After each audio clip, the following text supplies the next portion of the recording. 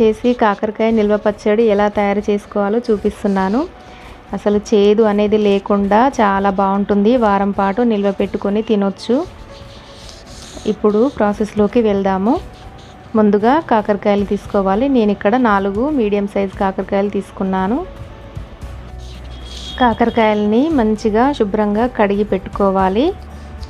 ఇది తడి పొడిగా అట్లా ఏం అవసరం లేదండి. కడిగి లైట్గా తుడిచేసుకొని ఇలా వీడియోలో చూపిస్తున్నట్టుగా ఫస్ట్ రౌండ్గా పెద్ద పెద్దగా కట్ చేసుకొని ఆ తర్వాత మధ్యకి కట్ చేసుకోవాలి పొడవుగా.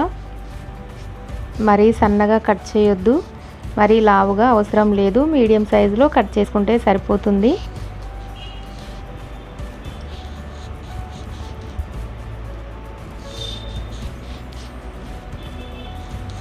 ఇప్పుడు ఈ ముక్కలలో కొంచెం సాల్ట్, కొంచెం పసుపు వేసి అలా 2 మినిట్స్ వదిలేసేయండి. ఇప్పుడు